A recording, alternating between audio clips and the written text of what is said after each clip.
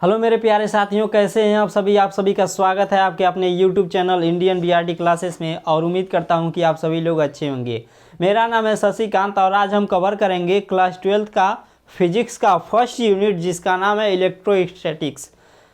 और यदि आप चैनल पर फर्स्ट बार विजिट किए हो तो चैनल को सब्सक्राइब कर दीजिएगा और साथ ही बेल आइकन को प्रेस करके ऑल नोटिफिकेशन पर क्लिक करिएगा ताकि क्लास जब भी स्टार्ट होके तो उसका नोटिफिकेशन आपके पास सबसे जल्दी पहुँचे। और मैं चाहूँगा कि आप इस वीडियो को अपने प्यारे भाई और बहनों के पास और जहाँ तक आपसे हो सके आप शेयर कर दीजिए और मेरे साथ कॉपी और पेन लेकर जल्द से जल्द शुरू हो जाइए ताकि क्लास को बिना देरी के स्टार्ट करें।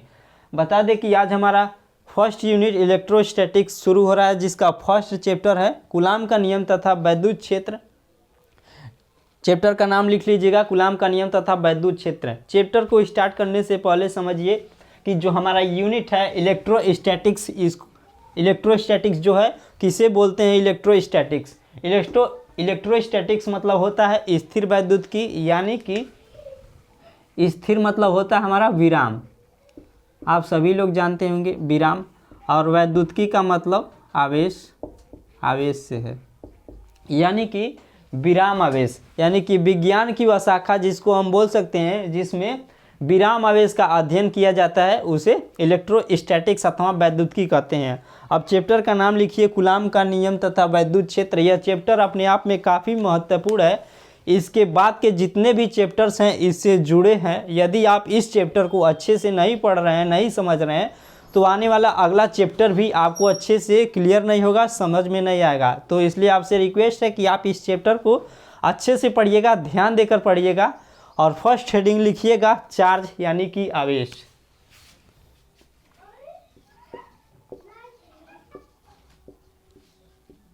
आवेश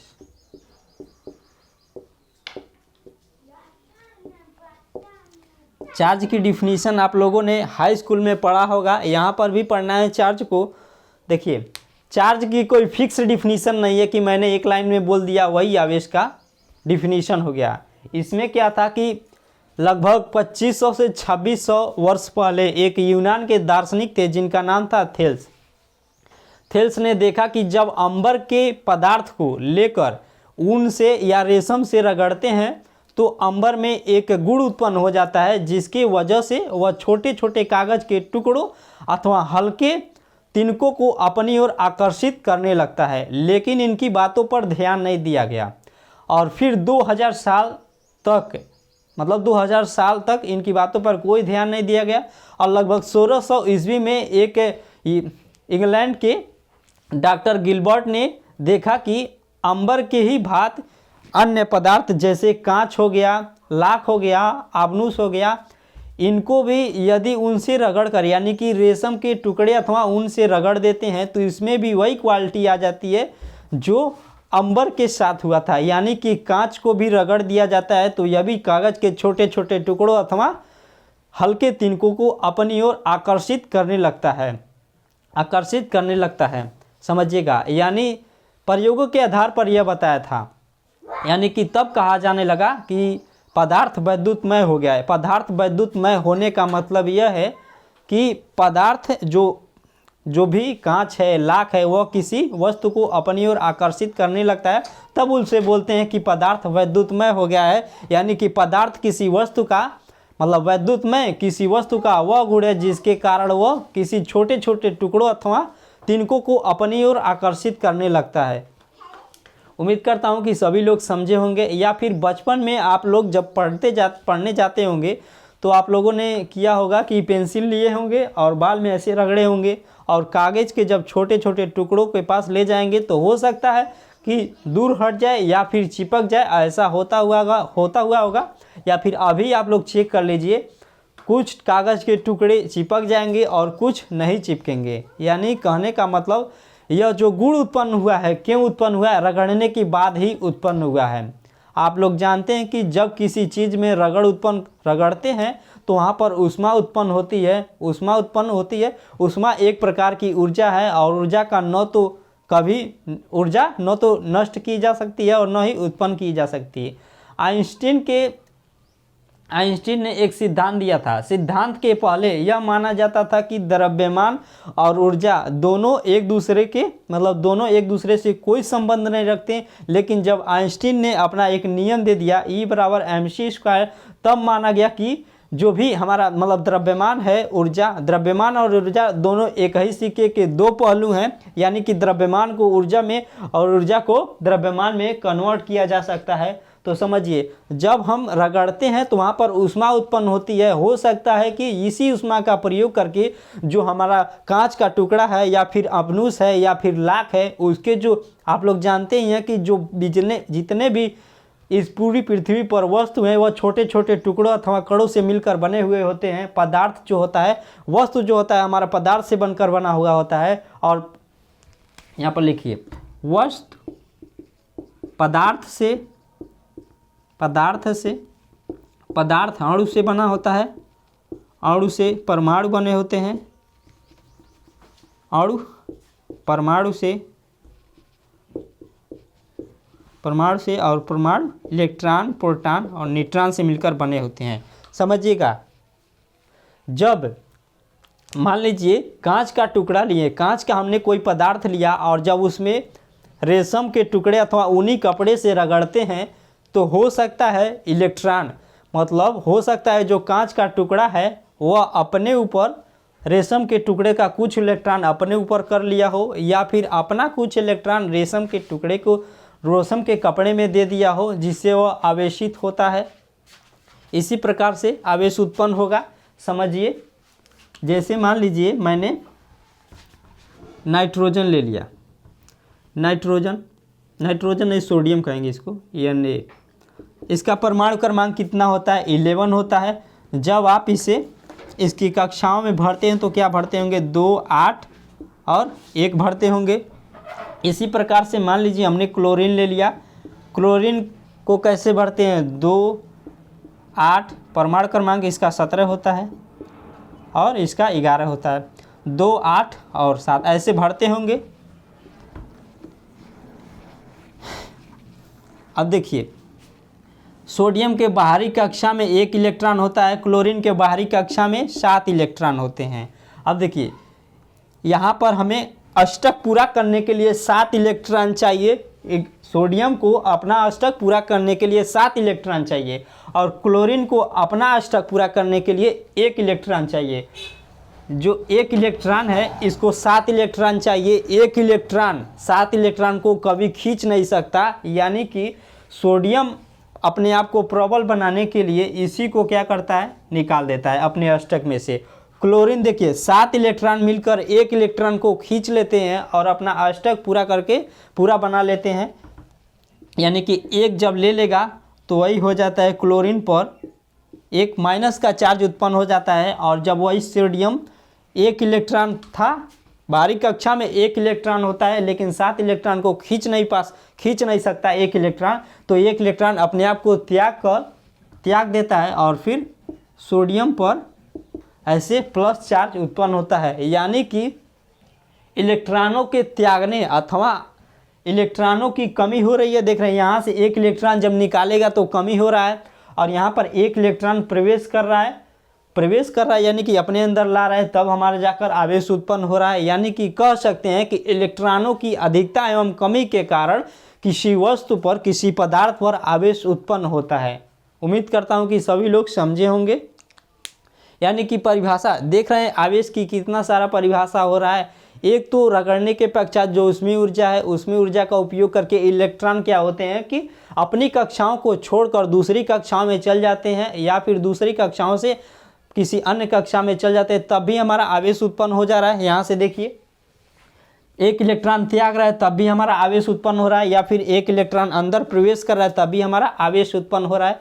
यानी कि आवेश क्या है? आवेश एक ऐसा गुण है जिसके कारण वह किसी अन्य वस्तुओं को आकर्षित अथवा प्रतिकर्षित करता है।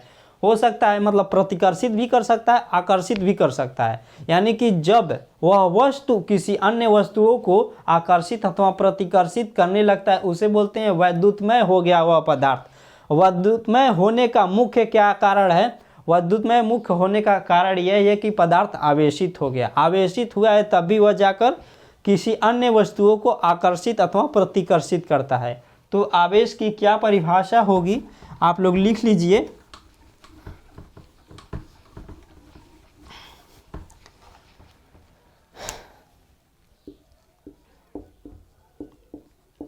आवेश किसी वस्तु का वह गुण है,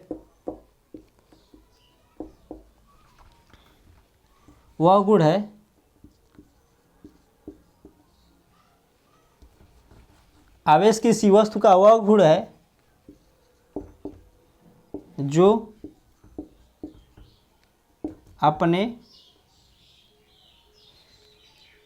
जो अपने आस पास रखे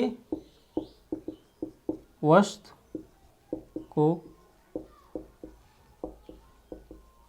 आकर्षित अथवा प्रतिकर्षित करता है।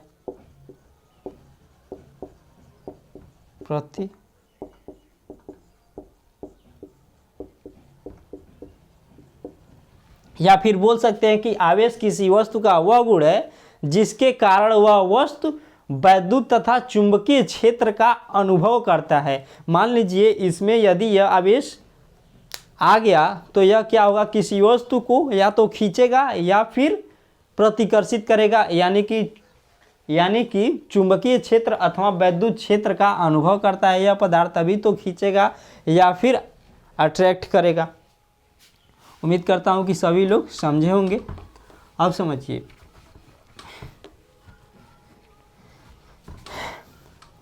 यह हो गया आवेश की परिभाषा। अब बताइए कि आवेश कितने प्रकार के होते हैं। तो मैं बोलूँगा आवेश 2 प्रकार के होते हैं। सही बात है, आप लोगों ने पढ़ा होगा हाई स्कूल में कि आवेश 2 प्रकार के होते हैं, एक तो धन आवेश होता है और एक ऋण आवेश होता है। लिखिएगा, लेकिन हम ज़बरदस्ती नहीं बताएंगे, उसके पीछे भी कुछ रीजंस हैं जिसके द्वारा यह डिसाइड किया गया कि आवेश 2 प्रकार के होंगे, एक धन आवेश और एक ऋण आवेश। तो चलिए उसको समझते हैं कि कैसे जाना गया, कैसे अनुमान लगाया गया कि आवेश 2 प्रकार के होते हैं। आवेश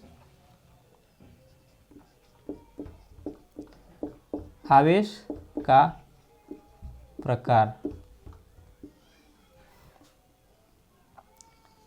आवेश 2 प्रकार के होते हैं, आप लोग जानते ही होंगे, एक ऋण आवेश और एक धन आवेश।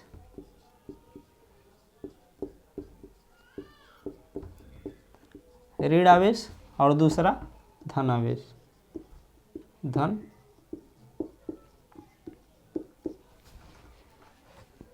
इसे बोलते हैं नेगेटिव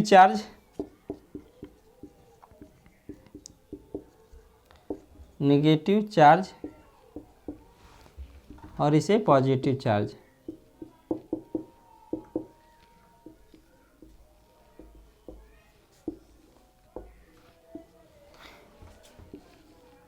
हमने तो बता दिया कि आवेश 2 प्रकार के होते हैं, एक धन आवेश और दूसरा ऋण आवेश। लेकिन होते कैसे हैं, जबरदस्ती तो हम मान नहीं सकते कि आवेश 2 प्रकार के होंगे, एक ऋण आवेश और एक धन आवेश। समझिएगा इसके पीछे क्या रीजंस था, प्रयोग किया गया और प्रयोगों के आधार पर बताया गया कि आवेश 2 प्रकार के होते हैं। उसी प्रयोग को हमें समझना है। जैसे मान लीजिए हम कांच का एक टुकड़ा लिए, 2 टुकड़ा लीजिए जिसका वेट, साइज, कलर सारा चीज़ एक समान हो, और इसको इन दोनों को रगड़िए। किससे रगड़िए, रेशम के टुकड़े से, रेशम से रगड़ दीजिए, रेशम से रगड़ दीजिए, रेशम से रगड़ दीजिए। और एक और लीजिए, आबनूस की छड़ लीजिए, आबनूस की छड़ लीजिए, 2 ठो लीजिए जिसकी मोटाई, लंबाई, चौड़ाई, ऊंचाई सारा एक समान हो, और इसे बिल्ली की खाल से रगड़िए, बिल्ली की खाल। इसे हम नहीं रगड़ रहे हैं, जो साइंटिस्ट थे उन लोगों ने रगड़ के ऐसा प्रयोग करके चेक किया और उसके आधार पर बताया कि आवेश 2 प्रकार के होते हैं। हम केवल उनकी यहाँ पर प्रयोगों को बता रहे हैं। समझिए, उन्होंने जब रगड़ा, रेशम के टुकड़ा लिया और इस कांच का टुकड़ा है, कांच, और ये हमारा आबनूस। आबनूस देखिए, एक रेशम का टुकड़ा लिया और कांच के टुकड़ों को रगड़ा, रगड़ने के उपरांत देखा, एक मतलब रगड़ा, और उसके बाद क्या किया, उन्होंने इसे किसी रस्सी से लटका दिया और फिर दूसरे टुकड़ों को भी रगड़ा, और फिर क्या किया, उसको जब पास लेकर आए तो देखा कि यह जो टुकड़ा लटका है तो दूर हट जा रहा है। फिर यहाँ पर भी देखा, वही काम किया गया कि बिल्ली की खाल से आबनूस का जो छड़ था उस पर रगड़ा गया, रगड़ने के उपरांत उसको भी लटका दिया गया, किसी रस्सी की सहायता से लटका दिया गया। और फिर समझिए, दूसरे टुकड़े को बंद कर दो, क्या बढ़िया, दूसरे टुकड़ों को रगड़ा गया और फिर इसके पास लेकर आया गया। रगड़ने के उपरांत इसको रगड़ा गया, पहले वाले को रगड़ कर लटका दिया गया, फिर दूसरा जो टुकड़ा था रेशम आबनूस का जो टुकड़ा था, जो पदार्थ था उसको रगड़कर इसके पास लेकर आया गया। तो देखा गया कि यह भी दूर हट रहा है। और फिर देखिए तीसरा प्रयोग क्या किया गया कि अब रगड़ा नहीं गया, केवल कांच की छड़ जो कि रगड़ा गया था पहले से भी, और बिल्ली की जो खाल है उससे रगड़ा था आबनूस को, इन मतलब कांच का एक छड़ लिया गया और आबनूस की एक छड़ लिया गया। तो जब देखा गया कि मान लीजिए यह कांच का छड़ है, इसमें का एक ले लिए और इसमें का एक ले लिए, जब देखा गया, जब आप कांच की छड़ को आबनूस की छड़ के पास ले जा रहे हैं या फिर आबनूस की छड़ को कांच के पास ले आ रहे हैं, तो यह दोनों मतलब कांच की जो छड़ है लटकी है इस आबनूस से जाकर सट जा रही है, यानी कि आकर्षित हो जा रही है। वहीं से यह डिसाइड किया गया कि आवेश दो प्रकार के होंगे। समझिए, यहाँ पर समान प्रकार के आवेश थे, दोनों में रेशम का टुकड़ा एक लिया गया है और कांच की दो छड़ें ले गई हैं, यानी कि जब दोनों पर रगड़ा गया है और दोनों को एक पास लेकर आए हैं तो प्रतिकर्षित कर रहा है, यानी कि इनका आवेश समान होगा। और देखिए कांच की जो खाल लिया मतलब बिल्ली की जो खाल ली गई है उसको आबनूस के टुकड़े पर रगड़ा गया है, और यहाँ पर भी देखा गया है कि जब दोनों एक दूसरे के पास ला रहे हैं तो एक दूसरे से प्रतिकर्षित हो रहे हैं, यानी कि वहाँ पर भी समान होगा। लेकिन समझिए, जब कांच के एक छड़ और आबनूस की एक छड़ जब एक पास लेकर आ रहे हैं तो यह एक दूसरे से प्रतिकर्षित हो रहे हैं, एक दूसरे से आकर जुड़ जा रहे हैं, आकर्षित हो रहे हैं, यानी कि यहाँ पर आवेश, जो भी आवेश उत्पन्न होगा वह विपरीत होंगे, तभी एक दूसरे को आकर्षित कर रहे हैं। समझ रहे हैं ना। जैसे मान लीजिए दो पहलवान है तो जानते हैं कि जब दो पहलवान हो या फिर दो तेज विद्यार्थी हो, उसका जमता कभी नहीं है। भले ही वह सामने से मुंह से अच्छे अच्छे मीठे मीठे बातें कर ले, लेकिन अंदर से बहुत जलन होता है। तो वही बात है, यहाँ पर दोनों पावरफुल थे तो एक दूसरे को प्रतिकर्षित कर रहे थे, यहाँ पर भी दोनों एक दूसरे को प्रतिकर्षित कर रहे थे, लेकिन यहाँ पर एक तेज और एक मध्यम रहेगा तो चल जाता है, या फिर दोनों मतलब कमजोर विद्यार्थी हैं तभी चल जाता है। तो वही बात है, यहाँ पर दो विपरीत आवेश थे तो वह एक दूसरे को अट्रैक्ट कर लिए। तो इसी प्रयोग को एक साइंटिस्ट थे जिनका नाम था फ्रैंकलिन, 1785 ईस्वी में, 1785 ईस्वी में इस प्रयोग को किया था, और उसके आधार पर बताया कि आवेश दो प्रकार के होते हैं, एक तो धन आवेश और दूसरा ऋण आवेश, जिस प्रयोग को हमने दिखाया है। और यह भी बताया था कि समान प्रकार के आवेश में अर्थात सजातीय आवेश में प्रतिकर्षण होता है और विजातीय आवेश में अर्थात विपरीत प्रकार के आवेश में आकर्षण होता है। उतना बात फ्रैंकलिन ने बताया था 1785 ईस्वी में। फ्रैंकलिन 1785 ईस्वी में कि समान प्रकार के आवेशों के बीच आकर्षण होता है और विपरीत प्रकार के आवेशों के बीच प्रतिकर्षण, विपरीत प्रकार के आवेशों के बीच आकर्षण और समान प्रकार के आवेशों के बीच प्रतिकर्षण होता है। सजातीय का मतलब समान और विजातीय का मतलब विपरीत आवेश। अब बात आती है कि आवेश की बीमा क्या होगी, आवेश का मात्रक क्या होगा। याद रहे बाबू, आवेश उत्पन्न नहीं किया जा सकता और न ही नष्ट किया जा सकता। आवेश को आप मार्केट से जाकर 10 रुपये के भाव से खरीद कर नहीं लेकर आ पाएंगे। समझिए, न तो आप आवेश को बना सकते हैं और न ही खरीद कर ले जा सकते हैं। जब बनाएंगे तभी तो बेचेंगे, या फिर दूसरा कोई बनाएगा तभी तो वह बेचेगा और आप जाकर खरीदेंगे। यानी कि आवेश को जब न तो बना सकते हैं तो उसका विनाश भी नहीं कर सकते। यानी कि आवेश को न तो उत्पन्न किया जा सकता है और न ही उसको नष्ट किया जा सकता है, केवल उसका ट्रांसफॉर्मेशन यानी कि एक रूप से दूसरे रूप में आप चेंज कर सकते हैं। उम्मीद करता हूं कि सभी विद्यार्थियों को अच्छे से समझ में आया होगा। अब आगे की जो भी जानकारी है, जैसे इसका मात्रक बीमा, फिर से आवेश को कैसे संरक्षित होता है। आवेश जैसे यहाँ पर बताया ना कि आवेश एक संरक्षी बल है, आवेश को न तो उत्पन्न किया जा सकता है और न ही नष्ट किया जा सकता है। सिंपल सी बात है, जिस चीज़ को आप खरीद नहीं सकते उसका नाश तो कर ही नहीं पाएंगे, या फिर जिसे बना नहीं सकते उसे बिगाड़ नहीं पाएंगे। यानी कि आवेश को आप न तो मार्केट से खरीद पाएंगे, जब खरीदेंगे नहीं तो न उसका, जब खरीद नहीं पाएंगे न पकड़ पाएंगे तो उसका विनाश ही नहीं कर पाएंगे। कि यानी कि आवेश संरक्षित होता है, न तो इसे उत्पन्न किया जा सकता है और न ही इसका विनाश किया जा सकता है। आगे की जो भी जानकारी है, जैसे आवेश का भी हमें पढ़ना है, गुण क्या होता है, क्वांटम प्रकृति क्या होती है, मात्रक क्या होता है, बीमा क्या होता है, आवेश को कैसे आवेशित किया जाता है, ये सारी चीज़ें हम आगे क्लास में लेंगे। आज का जो हमारा टॉपिक था केवल इंट्रोडक्शन वाला क्लास था, तो यहीं पर हम अपनी वाणी को विराम देते हैं। चलिए नेक्स्ट वीडियो में मिलते हैं इसी जोश और जुनून के साथ। Thank you very much. जय हिंद, वंदे मातरम, धन्यवाद।